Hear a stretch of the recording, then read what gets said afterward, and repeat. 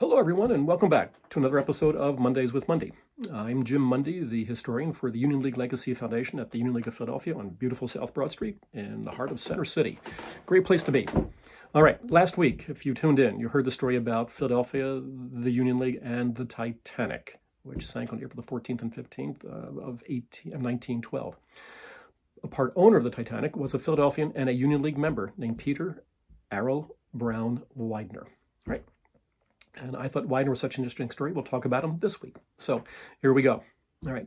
Peter A.B. Widener was born on November the 13th of 1834 in Philadelphia, when Philadelphia was that little 2-square-mile city that we know that went between the Delaware and the Schuylkill Rivers, east to west, and Vine Street on the north, South Street on the south, right? His parents were German immigrants. His father, Johannes, was a brickmaker and a butcher. Peter had a brother who was also a butcher, and that's where he got his apprenticeship, because Peter was not going to graduate from high school even at this point in time. But he learned to be a really good butcher, to the extent that during the American Civil War, 1861 through 1865, Peter somehow finagled a contract with the Union Army to supply all Union soldiers within a 10-mile radius of Philadelphia with mutton. And there are thousands and thousands and thousands of soldiers, so that was a good deal. So Peter would realize $50,000 from that deal with the Union Army. And being the entrepreneur that he was about to become, he would start to use the money wisely. Now, in the meantime, in 1858, he married Josephine Dunton, and they would have 2 sons, George Dunton Widener, the oldest, and then Joseph Early Widener, the younger. And we know that George D. would go down on the Titanic with his son, Harry, Peter A.B.'s grandson, so a different part of the story. All right, so after the Civil War, Peter takes his money and opens up a chain of butcher shops. So he's got this entrepreneurial spirit, and he's going to make some money, right? And what do entrepreneurs do with money? They make it grow. They want more of it. And so being a son of the city, and keep in mind that in 1854, the city itself, the act of consolidation, combined the city and the county. So now Philadelphia is that 130 square mile city that we think of today in the 21st century. Lots of space, lots of room. So it's a big city. And it's also becoming America's major industrial city. It already was before the war, even more so after the war. And that's important because after his butcher shops, Peter Widener would branch out into what were called street railways. Right, and the first noticeable street railway was organized in Philadelphia in 1853, and it ran on Market Street from West Philadelphia down to Center City, basically where City Hall is today. All right, and it was a commuter line, basically. But after the Civil War, though, as the industrialization takes place and the city begins to expand, and by 1867, there are 4,500 single-family homes being built a year in the city to house this industrial workforce. Well, these laborers have to get to work somehow, and that was street railways. Now, keep in mind, we're talking about a horse-drawn omnibus or carriage that could hold 10, 15, 20 people that would ride on rails down the middle of the street. And very often these streets were just dirt, maybe if you're lucky, cobbled or bricked. All right. During the Civil War, there were 129 miles of railway lines, and that number would grow and grow and grow. So we're now in the early 1870s. All right, Widener's starting to invest money in these street railways because he sees them as the way to make some more money. He also thought city politics would be a way to make money, and then in the 19th century, it was probably a very good way to make money. All right, because eventually Philadelphia, by the turn of the 20th century, was known as corrupt and contented because everybody was making money and it didn't matter who you were, all right? So he became city treasurer in 1871. He thought he would run for mayor in 1874 against the incumbent mayor, William Stokely, also a member of the League, but decided he wouldn't win. So he backed out of city politics, but kept his connections, as you can imagine, as they would become very important when you're trying to own street railways in the city. So he also met another young entrepreneur in Philadelphia named William Lucan Elkins. Elkins was a greengrocer during the Civil War, and like Widener had a knack for entrepreneurship, and he opened up a series of greengroceries after the war, and he was making money. And he also somehow knew John D. Rockefeller, all right?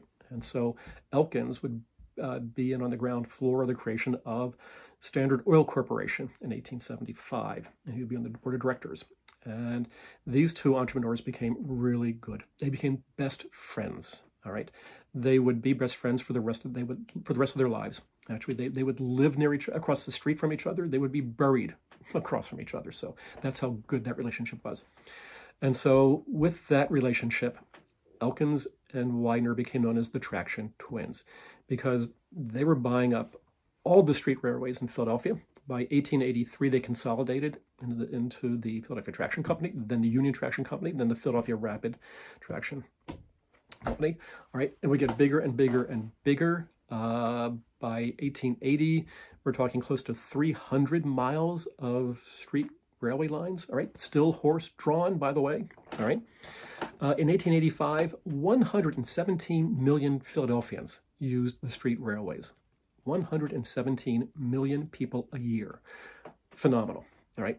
So they're making money there. They're making money in other places as well. And another good place to make money, as we just learned besides Standard Oil, was going to be in railroads, because Philadelphia had the country's two largest railroads, the Philadelphia and Reading Company and then the Pennsylvania Railroad, which by 1882 was America's largest railroad. It was the world's largest railroad, and it was the world's largest corporation. Widener was never on the board there, but he knew all the board members, specifically Clement Atkin Griscom, his partner, who helped eventually create the IMM that led to the Titanic. So go back and watch that last week's episode to get more on that story. So Widener is well connected now, and he is just making money hand over fist. All right, with all these through these different corporate endeavors of his.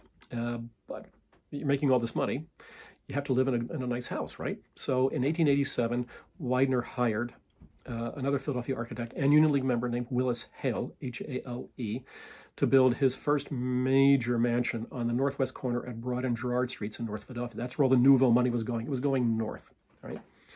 The residence, it was phenomenal for its day.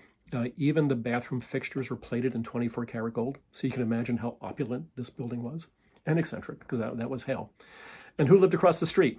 You guessed it, William Lukens Elkins himself, right? He was on the northeast corner, right? So there is the economic power in the city of Philadelphia, all right? Interesting, isn't it? All right. Now, of course, they're making so much money that they both wanted bigger and better houses, and they moved to the suburbs, specifically a neighborhood that was then known as Ashbourne. Today, we think of it as Elkins Park, after William Elkins. Surprise, surprise. All right. So Widener would hire the up-and-coming Gilded Age architect in Philadelphia named Horace Trumbauer, who would also become a member of the Union League. And he would build something called Linwood Hall on Ashbourne Road, still there to this day, and it's worth a visit to see this house. It is spectacular, even in its decay. 110 rooms, right? 55 bedrooms, a ballroom big enough for 1,000 people, outside swimming pool, gardens, a racetrack, right? 300 acres worth of ground, big stuff. Now, the rest of the building itself is shaped like a T. 55 bedrooms, but what do you do with the other space? You fill it up with art, because you can't have a big house without a big art collection. That's part of the Gilded Age. It's a requirement. And Widener would create one of the greatest private art collections in America by the time he died in 1915. All right.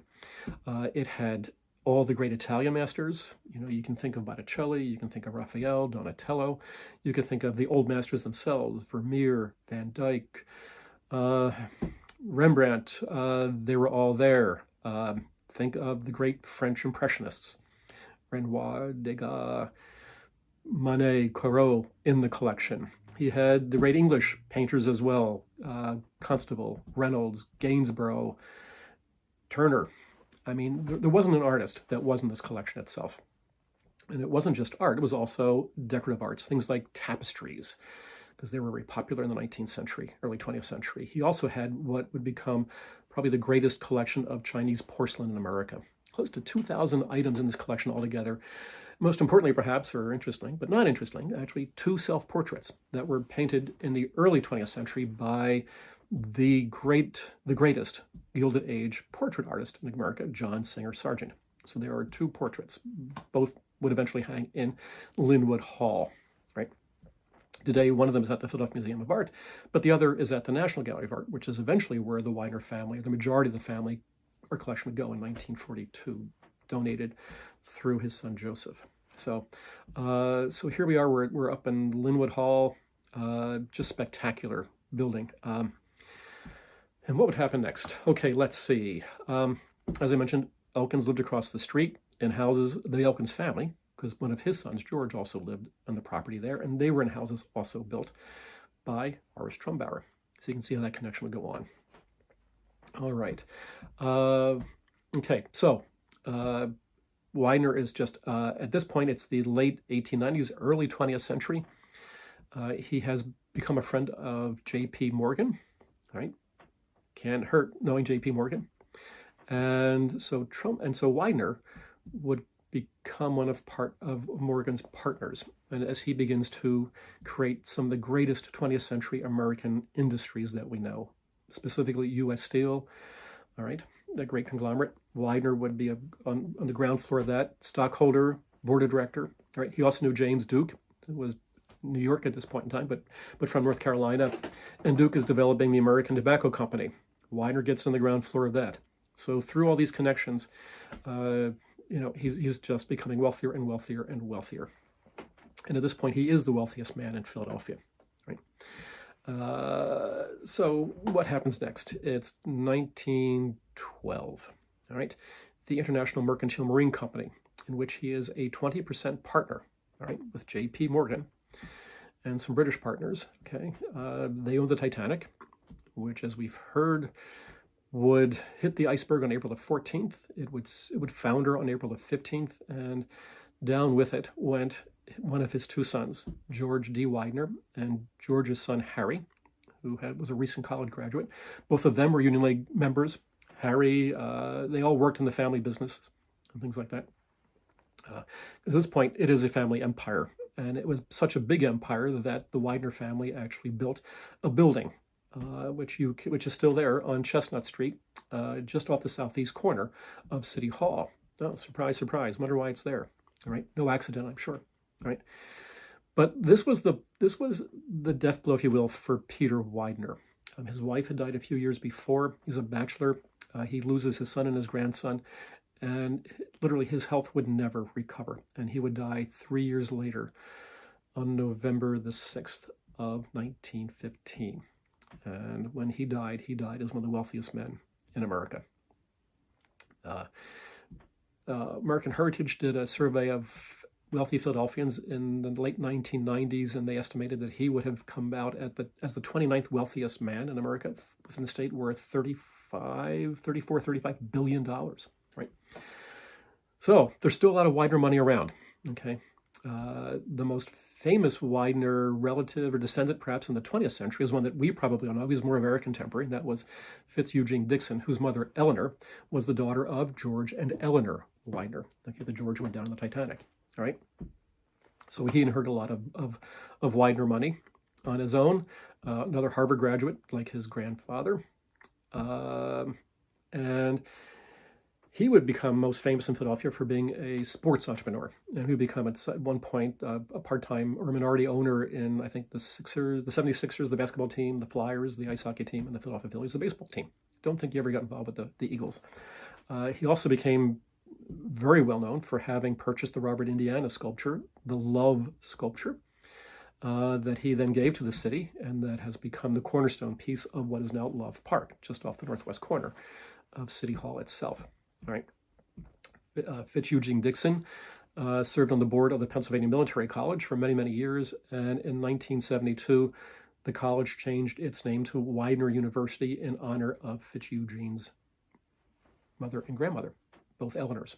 So the Widener name also continues through a school that was founded actually by Peter A.B. Widener in the early 20th century, 1901, 1902. It was known as the Widener School for Crippled Children, designed by Horace Trumbauer, no surprise. But it basically broadened Olney avenues in the northeast section of Philadelphia. And that school is still there and working, going strong, from what I understand. So there's another Widener who's a really interesting character, who I don't think anybody would recognize today. His name was James Widener Ray, R-A-Y. And he descended through Joseph's side of the family. Joseph and his wife had a daughter named Josephine. She had a daughter named Joan. and Joan was James's mother. And Joan had married James Ray, who was a military man, but had some money on his own. James Widener was born in Santa Barbara, California in 1952, and would never really leave the West Coast. James never married, never had any children, but at the age of 21, he inherited an allowance of $1 million, and he learned how to spend it well. Not always well, sometimes recklessly. He had, like many young men of that age, had problems with alcohol and drugs and mental issues. He was eventually bipolar. He would move to Seattle, where he would have his own epiphany and understand that he had to get his act together. And after his mother died in 1966, he inherited $38 million plus, and he used that money to create a foundation, a nonprofit foundation called the Rainier Institute and Foundation. And it would give money towards needy citizens in the country. Now, keep in mind, the Widener money at this point is based in Philadelphia. The banks, the money managers, the accountants, the lawyers were all based in Philadelphia. So Ray would come back to Philadelphia once a year, at least, to meet with his financial advisors. And one of them introduced him to Sister Mary Scullion and Project Home, as I understand it. And the foundation would then make a large donation of, I think the project that they picked was an $11 million project. They took an abandoned apartment house at 21st and Venango in North Philadelphia and converted it into 53 apartments for the homeless. And it is still functioning today. It is known as the Ray Home. And ironically, perhaps, it is only not even 10 minutes away from Broad and Girard, where James W. Ray's money all started, if you will, okay? The home of Peter A.B. Widener. So in a way, I guess we've come full circle on the Widener family. There's tons more to talk about. I barely scratched the surface, but we'll do that some other time. So thank you for listening. I hope you enjoyed it. It's a fascinating story. And I hope you tune in next week. We'll see what we talk about. It'll be a surprise. So in the meantime, stay well, stay healthy, and stay safe. Thank you for joining us, and goodbye.